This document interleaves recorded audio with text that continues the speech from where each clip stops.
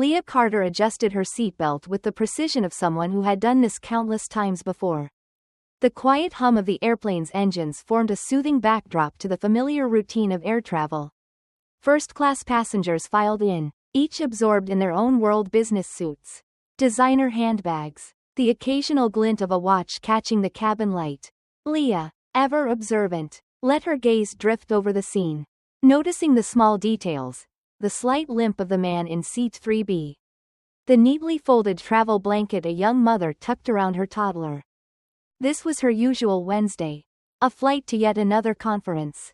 Another hearing. Another opportunity to wield her influence as one of the most powerful jurists in the nation. It was an unremarkable evening. Except perhaps for the quiet luxury of her new dress. It was a gift from Maria, a longtime friend who had insisted Leah needed something modern to celebrate her upcoming birthday. The dress was understated yet elegant. Its deep burgundy fabric hugging her form just enough to be noticed but not so much as to invite comment. It made her feel confident, although she would never admit it aloud. The faint smell of warmed nuts and freshly brewed coffee wafted through the cabin, signaling the beginning of the pre-flight service. Leah turned her attention to her briefcase, pulling out a leather-bound folder containing legal briefs for an upcoming environmental case. As she flipped open the first page, the stark language of judicial arguments began to focus her thoughts. It was a kind of meditation, immersing herself in the black and white clarity of the law. She might have stayed engrossed in her work had it not been for a brief pause in the aisle. The flight attendant, a blonde woman with a meticulously pinned chignon and a name tag reading, Emma, hesitated for just a fraction of a second before addressing Leah. "Ma'am," she said, her tone polite but distant. "Can I get you anything before takeoff?" Leah looked up, offering a faint smile. "No, thank you, I'm all set." Emma's eyes lingered a moment too long, sliding from Leah's face to the beading on her dress, then to her briefcase resting neatly on the floor. Leah had seen that look before, a subtle, questioning glance that implied more than it said. It wasn't hostility, nor was it overtly dismissive, but it was enough to remind her of countless moments in high-end department stores, at charity galas, even in her own courtroom. A glance that asked, "Why are you here?" Leah didn't flinch. Instead, she returned her focus to her brief, her calm exterior masking the twinge of irritation that flickered beneath. Years of navigating similar moments had taught her the power of stillness, of letting other people's assumptions unravel in the silence of her composure.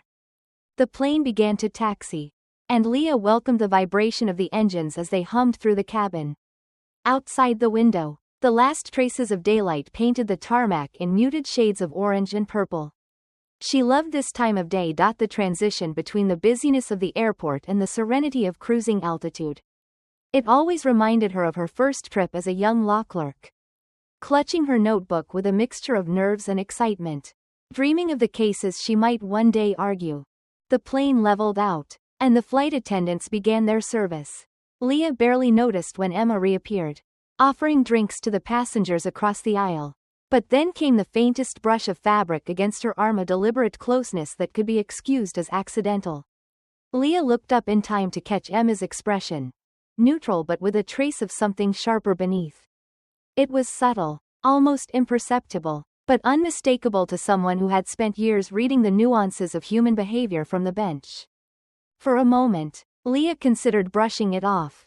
After all, she had far more pressing matters to focus on, an important case, a backlog of reading, a schedule that barely left room to breathe. But as the tray of drinks wobbled dangerously close to her lap, her instincts sharpened. She gently leaned back, offering Emma more space, but the flight attendant's lips twitched into a tight smile as if to acknowledge the small power play. Leah folded her hands in her lap, her gaze steady but unreadable. She could feel the weight of her title and accomplishments pressing invisibly around her. A shield she rarely mentioned but always carried. She had nothing to prove, least of all to this woman. And yet, the quiet injustice of the moment lingered like the aftertaste of strong coffee. Bitter and unshakable, the elderly woman across the aisle gave her a small nod of solidarity. A fleeting acknowledgement that Leah found oddly comforting. It reminded her of her mother's words from decades ago, "Baby, They can't make you small unless you let them. The cabin lights dimmed slightly, signaling the shift into evening mode. Leah reached for her tablet, determined to refocus on her work. But the faint stain of prejudice had already settled into the air around her, coloring the interactions to come. She let out a measured breath, knowing that this flight was unlikely to remain routine. And so, with the calm patience of someone who had seen far too much and endured far worse, Leah prepared herself for what lay ahead. The plane had reached its cruising altitude. The seatbelt sign extinguished with a soft chime. Leah Carter glanced out the window, watching the landscape below recede into a haze of clouds and twilight. There was something comforting about the distance, the way the world seemed to flatten into a patchwork of indistinct colors and shapes. Up here, everything looked equal, yet, within the confines of the cabin, inequality found subtle ways to assert itself. Dinner service had begun. The clinking of glasses and the low hum of conversation filled the first-class cabin. Leah returned her attention to the case brief resting on her tray table. The intricate details of environmental law, regulations, precedents, and legal arguments offered her a familiar sense of order. But tonight, her concentration faltered, interrupted by a quiet undercurrent she couldn't ignore. Emma, the blonde flight attendant, moved through the aisle with practiced efficiency. Her smile was polished, her movements graceful, but there was an edge to her demeanor whenever she reached Leah's row. Each interaction carried a hint of something unspoken, a barely perceptible tightening of her jaw, a clipped tone that stood in stark contrast to her warmth with other passengers. "Your dinner choice, ma'am?" Emma asked as she approached Leah's seat. The words were polite enough, but her tone felt weighted, as though Leah's presence alone demanded extra effort. "The chicken, please," Leah replied, her voice steady. She placed her case brief aside, careful to maintain her composure. She had learned long ago that calmness was its own form of resistance. Emma's eyes flickered to Leah's dress, lingering on the intricate beadwork at the neckline. "That's quite a dress," she remarked, her smile tight. "Must have cost a fortune."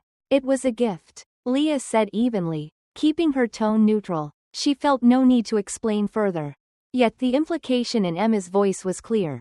"What are you doing here? Dressed like that?" Emma set down the meal tray with just enough force to send the water glass teetering at the edge of the table.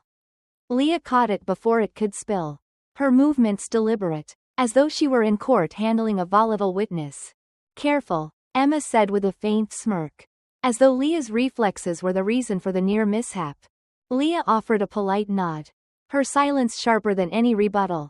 Around her, the quiet rituals of first-class dining continued uninterrupted. The businessman beside her typed away on his laptop, his brow furrowed in concentration. Across the aisle, an elderly woman with a string of pearls around her neck adjusted her reading glasses and glanced at Leah with a small, knowing shake of her head.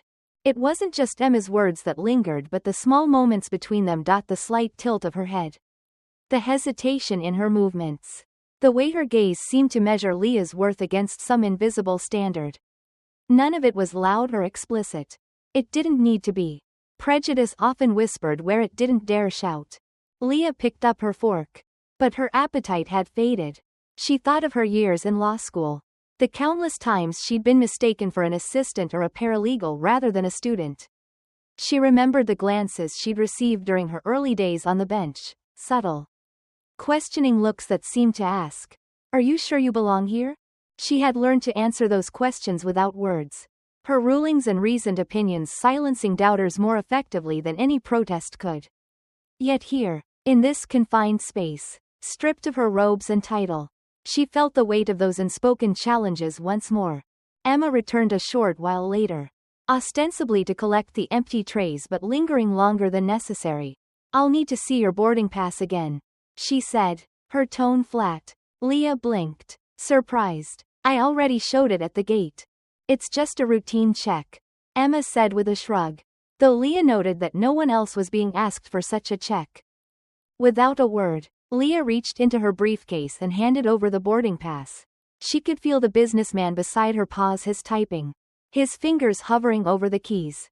His frown deepened as he glanced at Emma, then at Leah. Emma studied the boarding pass with exaggerated care, Her lips pursed. Government rate, she said, as though reading the words out loud gave them more weight.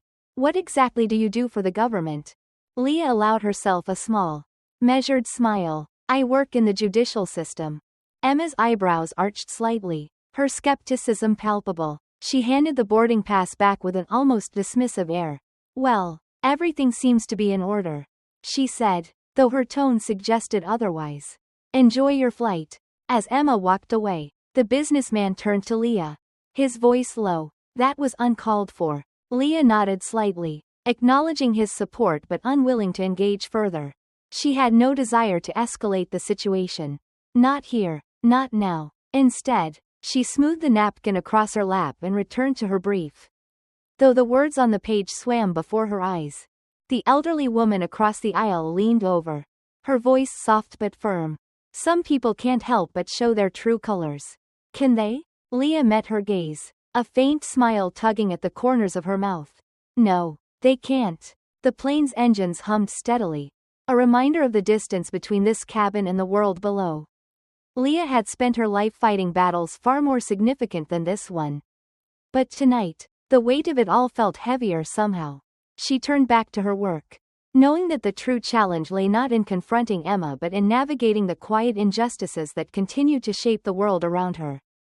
She folded her hands in her lap, her mind already turning to what might come next. Chapter 3. Silent Witnesses. The cabin settled into a comfortable rhythm, its dimmed lights creating an atmosphere of quiet solitude. Passengers had retreated into their own worlds, lulled by the faint hum of the engines and the routine of a long flight. Leah Carter allowed her gaze to wander briefly before returning to the legal briefs on her tray table. Yet, no matter how hard she tried, the words refused to hold her attention. She had always considered herself adept at compartmentalizing. Years in the courtroom had trained her to focus on the matter at hand, to tune out distractions and zero in on the truth buried beneath layers of emotion and pretense. But tonight, the quiet hostility in the air was proving harder to ignore. Emma, the flight attendant, continued her rounds, her movements sharp and efficient. With each pass, there was an almost imperceptible flick of her gaze in Leah's direction, a glance that seemed to carry its own weight. As if her presence in first class required constant re-evaluation. It wasn't overt. Nothing Emma had done so far could be pointed to as blatantly discriminatory. But Leah knew better than most how racism often moved, not in grand, sweeping gestures, but in subtle, insidious ways that left you questioning whether it was all in your head. Across the aisle, the elderly woman with the pearl necklace had put down her book. Her posture was straight, her expression calm, but Leah noticed the way her eyes followed Emma's movements, sharp and watchful. When their gazes met, the woman gave Leah a faint, sympathetic nod. It wasn't just her. Others had noticed, too. The businessman beside Leah cleared his throat softly, as though testing whether he should say something. He adjusted his laptop, hesitating for a moment before resuming his work. A few rows ahead, a younger woman had turned in her seat, her brow furrowed as she watched the tension unfolding in quiet bursts. She held her phone loosely in her hands, as if debating whether to record what she was seeing. Leah's mind wandered to the countless other moments she'd experienced like this, moments that had demanded she weigh the cost of confrontation against the energy it would take to endure. Her mother's voice echoed in her memory. Pick your battles, Leah. You don't have to fight every time. But when you do, make sure it's worth it. Emma returned with a garbage bag, collecting trays and discarded napkins. When she reached Leah's row, her tone remained professional, but her actions spoke louder than her words. The edge of the bag brushed against Leah's arm, its rough texture catching on the sleeve of her dress. Oh, sorry, Emma said, her apology as hollow as the gesture was deliberate. She made no attempt to move the bag aside, forcing Leah to shift slightly in her seat. Leah didn't respond, her hands folding neatly in her lap. She knew better than to react impulsively. Instead, she let the moment pass, her silence speaking louder than any complaint might have. Across the aisle, the elderly woman sighed audibly, shaking her head in quiet disapproval. The businessman finally broke the silence between them. You know, he said in a low voice. This isn't right. Leah turned to him, her expression calm but firm.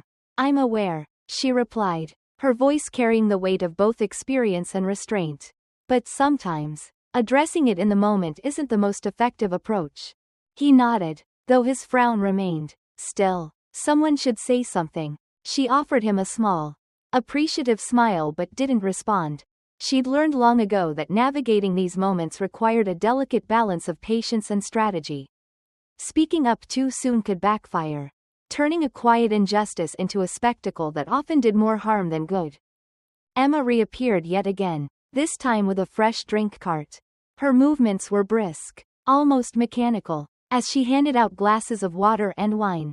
When she reached Leah, she hesitated for just a fraction too long, her eyes narrowing as they flicked to the stain left by the earlier spill on Leah's dress. "Another drink?" Emma asked, her tone clipped. "No, thank you," Leah said, her voice steady. Emma didn't move immediately. Instead, she adjusted a napkin on Leah's tray, a gesture so unnecessary it bordered on intrusive. Leah caught the briefest smirk on the flight attendant's lips before she turned away, pushing the cart down the aisle with a flourish. The young woman with the phone leaned toward Leah, her voice a soft whisper. "I've been recording," she said, "in case you need it." Leah's heart tightened at the offer, though she kept her expression neutral. "Thank you," she replied, "but let's hope it doesn't come to that." The woman nodded, her face earnest. It's not right. What she's doing." Leah knew it wasn't right, but she also knew that the battle against prejudice was rarely won in the heat of the moment. Change, real change, came slowly through conversations, through policy, through the quiet but persistent work of challenging assumptions. She wasn't sure what Emma's story was, what had shaped her into someone capable of such casual hostility. But she did know this: calling her out publicly might humiliate her, but it wouldn't transform her. As the plane hummed steadily through the night, Leah let out a measured breath, returning her attention to her brief. The legal jargon offered a kind of solace, a reminder that there were systems in place, imperfect, yes, but striving towards something better. And for now, that was enough to steady her. The elderly woman across the aisle caught Leah's eye one last time before returning to her book. This time, there was no nod, no sigh, just a look of quiet understanding. It was the kind of solidarity Leah had come to appreciate over the years. Not loud or performative, but deeply felt. Leah adjusted her seatbelt and turned her gaze back to the window. The clouds below stretched endlessly, their soft edges blurring into the horizon. Up here, the world seemed simple. Down there, it was anything but. Yet, Leah remained steady, knowing that even in the smallest moments of resistance, there was power. The plane moved steadily through the night sky, its engines a steady hum beneath the quiet activity in the cabin. Dinner service was long over, and many passengers had settled into the lull of mid-flight. Some leaned back in their seats with sleep masks firmly in place, while others stared at the glow of screens, lost in movies or emails. Leah Carter, however, remained upright, her attention ostensibly on the legal brief in her lap. The words blurred together under her steady gaze, her thoughts far removed from the carefully constructed arguments before her. The tension in the air, subtle but insistent, had settled like an uninvited guest. Emma, the flight attendant, had not passed by in some time, but her presence lingered nonetheless, woven into the fabric of Leah's thoughts. It wasn't the overt actions that gnawed at her. The careless spill, the demand for her boarding pass. But the quiet hostility they carried. The implication that Leah didn't belong, or worse, that her presence required justification. Across the aisle, the elderly woman with the pearl necklace had dozed off, her book resting on her chest. The young woman with the phone had turned back to her screen, though Leah noticed the occasional glance in her direction, as if she were still poised to intervene. The businessman beside Leah had closed his laptop and was now reclined in his seat, his breathing even. Leah glanced down at her dress, the faint stain from the earlier spill still visible under the dim cabin lights. It wasn't the mark itself that bothered her, but what it represented: a deliberate act disguised as carelessness. A subtle reminder of the barriers she had faced her entire life. She thought of her early days as a judge, when her rulings were scrutinized not just for their legal merit but for what they might reveal about her identity. Those moments had steeled her, taught her to navigate prejudice with the calm precision of a surgeon. But tonight, the quiet confines of the airplane made it harder to maintain that distance. Her thoughts were interrupted by the soft click of Emma's heels. Leah looked up just in time to see the flight attendant approaching with another tray. Her movements brisk and purposeful. This time, there was no pretense of friendliness. Emma stopped at Leah's seat, her eyes scanning the tray table and the dress in quick succession. "That dress," Emma said, her voice low but pointed. "It's really taking up more space than it should. Not very practical for air travel." Leah blinked, the comment so absurd it took a moment to process. The dress, a perfectly tailored sheath that ended neatly above her knees, was no more intrusive than the suits and jackets worn by the other first-class passengers. But Leah understood that the dress wasn't the issue. It was a proxy, a convenient target for whatever assumptions Emma had decided to project. "I assure you," Leah said evenly, "my clothing isn't obstructing anything." Emma's lips pressed into a thin line. "Well, first class has certain standards," she said, her tone carrying the unmistakable weight of judgment. "Not everyone understands that." The words hung in the air, their implications as clear as the cold light filtering through the cabin. Leah's pulse quickened, but her face remained composed, her expression unreadable. Across the aisle, the elderly woman stirred, her eyes opening just in time to catch the exchange. She frowned, her gaze shifting between Leah and Emma. Leah set down her brief and met Emma's gaze directly, her voice calm but firm. "If there's an issue, I suggest you address it with the same professionalism you extend to other passengers." Emma flinched, a flicker of uncertainty crossing her face. But she quickly recovered, straightening her posture. "I'm just doing my job," she said, her voice clipped. Before Leah could respond, the young woman with the phone turned around in her seat, her expression sharp. "Actually, you're not," she said, her voice cutting through the quiet cabin. "I've been watching you all flight. And the way you've been treating her isn't okay." Emma's face flushed, her composure slipping for the first time. "I don't know what you're talking about," she said, though her voice lacked the conviction it had carried earlier. The businessman beside Leah stirred awake, his gaze landing on the scene. "Is there a problem here?" he asked, his tone laced with concern. "No problem at all," Leah said quickly, her voice steady. She appreciated the support but was wary of the situation spiraling into a public confrontation. Emma's hand tightened on the tray she was holding, her knuckles white. "I'm sorry if I've upset anyone," she said, her words forced. "I'll be in the galley if you need anything."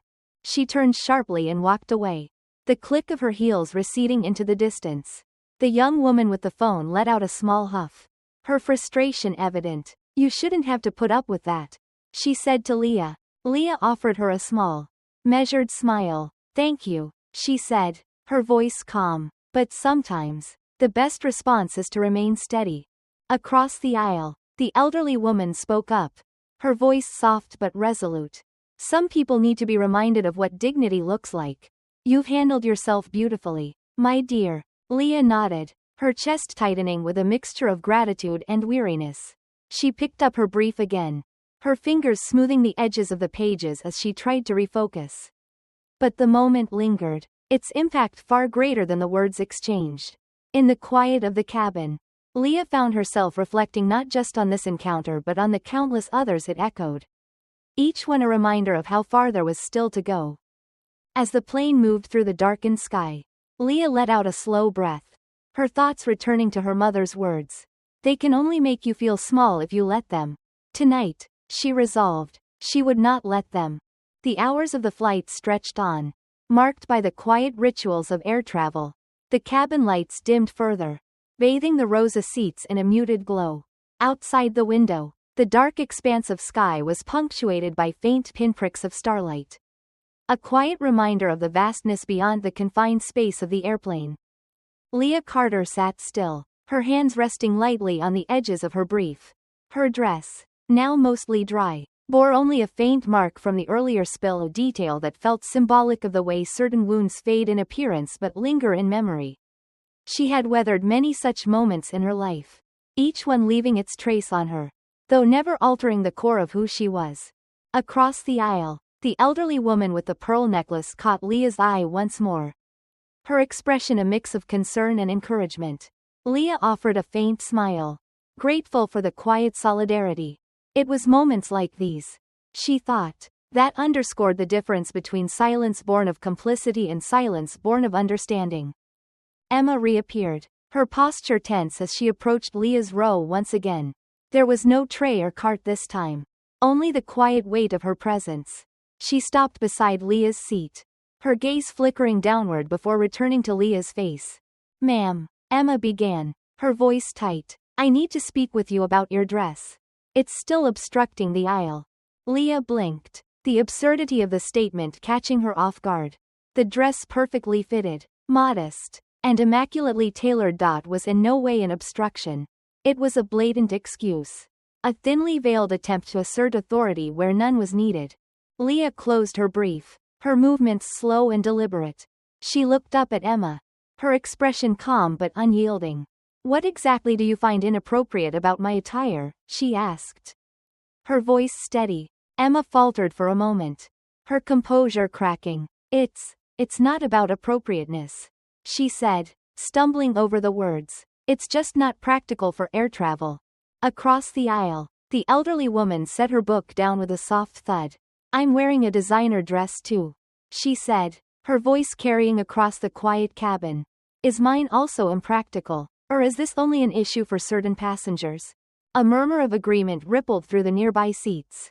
Passengers who had previously been content to stay uninvolved now turned their attention to the exchange, their faces reflecting a mix of curiosity and quiet disapproval. Leah noticed the young woman with the phone discreetly raising it again, her determination evident. Leah took a slow breath and rose to her feet, her full height allowing her to meet Emma's gaze directly. There was no anger in her expression, only the quiet authority of someone accustomed to commanding a room. "I am Leah Carter," she said, her voice measured and clear, "a justice of the Supreme Court of the United States. This dress was a gift from a friend. But that is irrelevant. My presence here, like anyone else's, does not require your approval or validation." The cabin fell into a charged silence, the weight of Leah's words settling over the passengers. Emma's face paled, her carefully constructed professionalism unraveling as recognition dawned. Her mouth opened slightly, as though to speak, but no words came out. Leah continued, her tone steady. "The way you've treated me throughout this flight is unacceptable. It speaks not only to your personal biases but to a deeper issue. One that goes beyond this cabin and this interaction."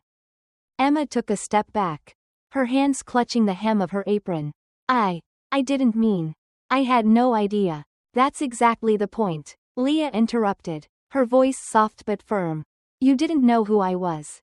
Yet you felt entitled to judge and demean me. Should it matter that I am a justice of the Supreme Court? Or should every passenger be treated with the same dignity and respect?" The young woman with the phone lowered it slightly, her expression one of quiet triumph. The businessman beside Leah cleared his throat, his earlier hesitation giving way to resolve. "She's right," he said, his voice steady. "We all saw how you treated her. It wasn't professional, and it wasn't fair." Emma's eyes darted around the cabin, her discomfort evident. She seemed to shrink under the collective gaze of the passengers, her earlier confidence replaced by uncertainty. Finally, she stepped back, muttering a faint, "I'm sorry," before retreating toward the galley. Leah sat down slowly, her movements deliberate. She adjusted her dress and reopened her brief, her focus returning to the neatly typed arguments before her. Across the aisle, the elderly woman gave her a small, approving nod. The cabin settled once more, the hum of the engines resuming its place as the dominant sound. Leah felt the tension in her chest begin to ease, though she knew the moment would stay with her long after the flight had landed. The young woman with the phone leaned over, her voice a whisper. "That was incredible," she said. "I'm glad you said something." Leah glanced at her, her expression thoughtful. "Sometimes," she said quietly, "it's not about what we say, but about how we carry ourselves when others choose to speak for us." The woman nodded, her respect evident. Leah returned to her work, her fingers tracing the edges of the pages. The legal arguments, once a source of comfort, now felt distant, overshadowed by the weight of lived experience. As the plane moved through the night sky, Leah allowed herself a moment of reflection. She thought of her role, not just as a judge but as a symbol of what could be achieved in the face of adversity. She thought of her mother's words, her mentor's guidance, and the generations of women who had fought similar battles, each one leaving a path for her to follow. Tonight, she realized, it was no different. It was just another step in the journey, quiet, dignified, and resolute. The hum of the engines continued its steady rhythm, filling the cabin with a familiar background noise that somehow felt heavier now. Passengers remained in their seats, but the atmosphere had shifted. Conversations were muted, exchanged in hushed tones. A collective awareness lingered, a sense that something meaningful had unfolded. Leah Carter sat in quiet reflection, her hands resting lightly on the edges of her open brief.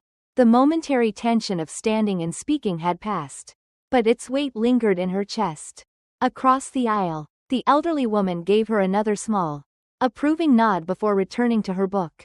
Leah acknowledged it with a faint smile, appreciating the unspoken solidarity. She could feel the eyes of others, subtle glances from passengers who had been watching. Some were curious, some concerned, and a few seemed unsettled, as though the scene had forced them to confront something uncomfortable. Leah had seen that reaction many times before. In courtrooms, in boardrooms, and in the quiet exchanges of everyday life.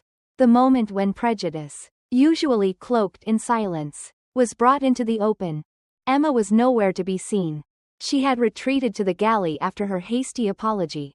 And another flight attendant, Sarah, with her warm smile and easy demeanor, had taken over the remaining service duties in Leah's section.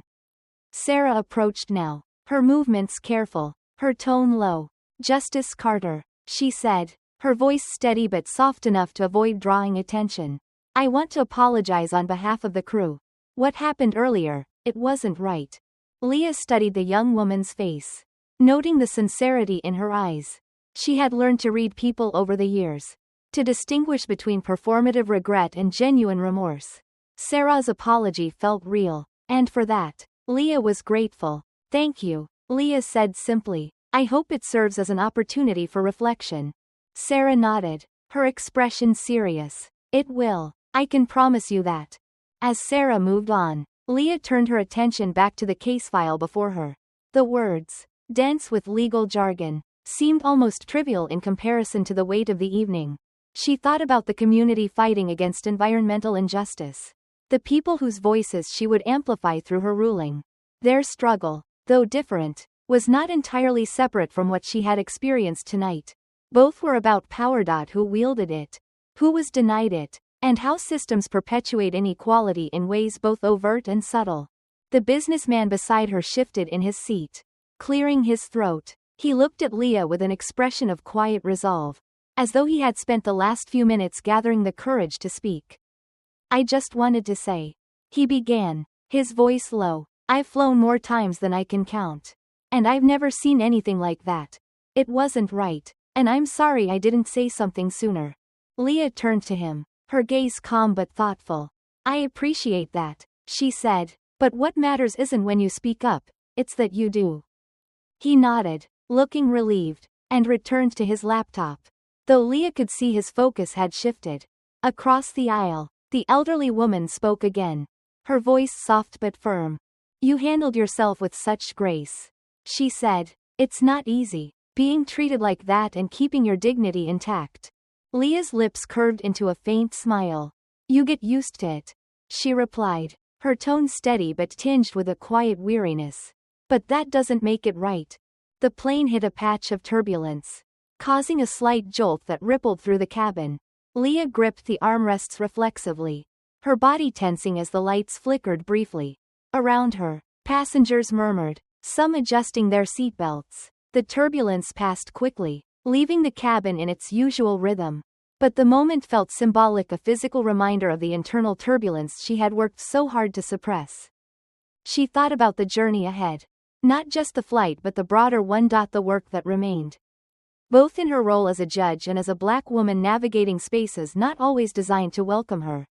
The irony was not lost on her, that even as she worked to uphold justice for others, she was not immune to the everyday injustices that persisted in her own life. Leah reached into her briefcase and pulled out a small photograph tucked between the pages of her notes. It was an old picture of her mother, taken years ago in their modest family home. Her mother's expression was one of quiet determination, a strength that had carried Leah through the many challenges she had faced. "You have to be stronger than their doubts, Leah," her mother had said. "Not for them, for you." The words echoed in her mind as she traced the edges of the photograph with her thumb. She had carried those lessons with her, using them to navigate a world that often sought to undermine her. But tonight, she realized, those lessons weren't just for her, they were for others. Too, for the young woman with the phone, for the businessman who had spoken up, and even, perhaps, for Emma. Sarah passed by again, this time collecting trays and offering drinks. Her kindness stood in stark contrast to Emma's earlier hostility, a quiet reminder that not everyone carried the same prejudices. Leah accepted a fresh glass of water, her gratitude unspoken but deeply felt. As the plane continued its journey, Leah allowed herself a moment of stillness. The legal briefs before her would wait, the work would always be there. For now, she focused on the quiet victories, the nods of solidarity, the moments of courage from strangers, and the knowledge that even in the face of prejudice, she had remained true to herself. She glanced out the window, the stars still faint against the endless darkness. Somewhere beyond the horizon, a new day was beginning, and with it, another opportunity to continue the work she had dedicated her life to. It was not an easy path, but it was one she had chosen, and one she would walk with dignity, no matter the obstacles in her way. The cabin was quiet now, filled with the soft rustle of pages turning and the occasional chime of a call button. Most passengers had retreated into their routines, their earlier interest in the events of the evening fading into the rhythm of the flight. But Leah Carter remained alert, her thoughts shifting between the case file before her and the events that had unfolded over the last few hours. Her composure was intact, as it always was, but she could feel the undercurrent of frustration just beneath the surface, a familiar ache. Not from the confrontation itself, but from the exhaustion of enduring yet another moment where her worth was questioned before it was understood. It was a weariness she suspected many in her position carried, a quiet burden that came from navigating a world where respect often depended on credentials rather than humanity. Leah set aside the brief, letting her gaze drift to the window. The darkness outside seemed endless, the occasional flicker of stars a faint reminder of the vastness beyond.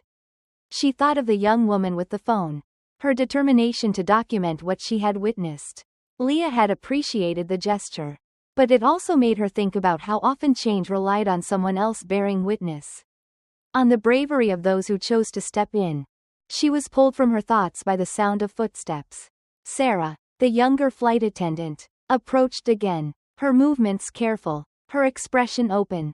"Justice Carter," Sarah said softly, crouching slightly to meet Leah's gaze without disturbing the other passengers. "I wanted to thank you for how you handled everything earlier."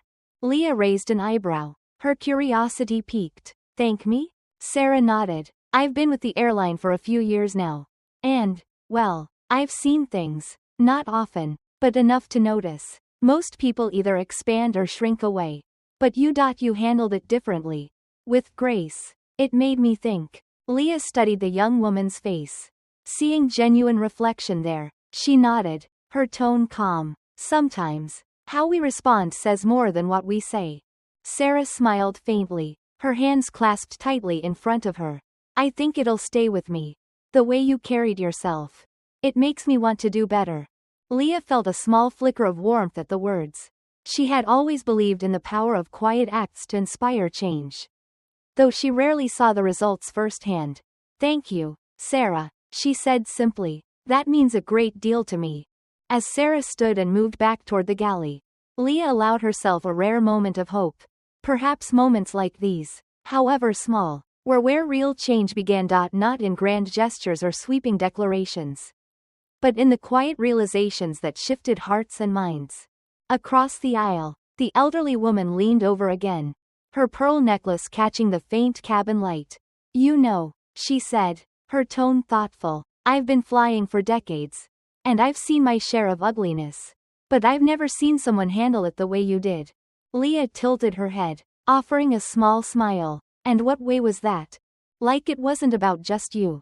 The woman said. Like it was about all of us. It made me think about the times I stayed silent when I shouldn't have. The words settled over Leah like a soft weight, both humbling and affirming. She had long understood that her actions carried significance beyond herself, especially in moments like these. But hearing it from someone else, seeing the effect it had on those around her, gave her a renewed sense of purpose. You shouldn't be too hard on yourself, Leah said gently. Silence can feel safer sometimes. But what matters is what we do when we realize we can make a difference. The woman nodded, her expression thoughtful. I suppose you're right, but it's still something I'll remember. Leah turned back to the window, her reflection faint against the dark sky. She thought about the work ahead. The cases she would hear, the rulings she would make, and the quiet moments like this one that would shape her understanding of justice in ways no law book could. In the galley, she caught a glimpse of Emma, her posture subdued as she spoke with Sarah.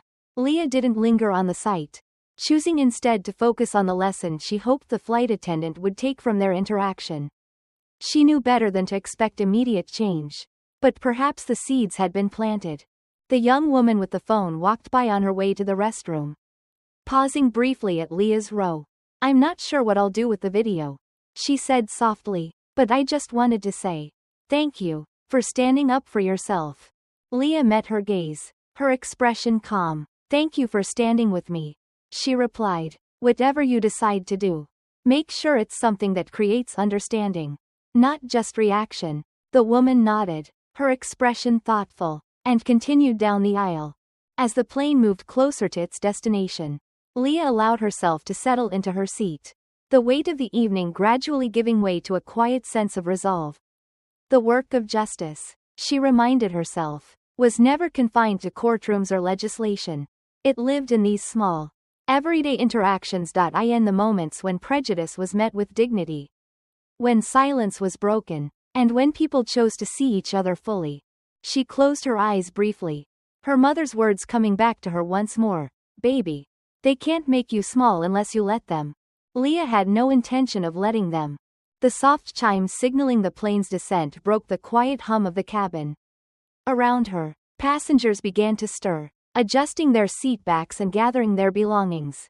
The atmosphere was subdued, a stark contrast to the earlier tension. For Leah Carter, the familiar ritual of landing carried a different weight this time, a quiet reckoning with what had transpired at 30,000 feet.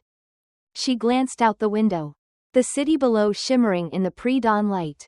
The sight reminded her of the many times she'd flown into Washington, D.C., as a young lawyer, eager and idealistic. Back then, every arrival had felt like a promise, the city's monuments glowing with the hope of justice. Tonight, the view felt quieter, tempered by the reality that change, real, meaningful change, was often slow and uncertain. The elderly woman across the aisle stood and adjusted her coat, catching Leah's eye one last time. Thank you, she said simply, her voice soft but resolute. For more than just tonight. Leah offered a faint smile. We all have our roles to play, she replied. Yours matters too. The woman nodded, her gaze lingering briefly before she turned to exit the plane. Around Leah, other passengers offered similar gestures of acknowledgement, small nods, murmured words of thanks, even a light touch on her shoulder. Each one carried an unspoken message. They had seen, they had understood, and they were grateful. Emma reappeared, standing stiffly near the exit. Her earlier confidence had been replaced with a tentative vulnerability, her expression uncertain. She approached Leah hesitantly, her hands clasped in front of her. Justice Carter, she began, her voice low. I want to apologize again. For everything. I didn't realize who you were.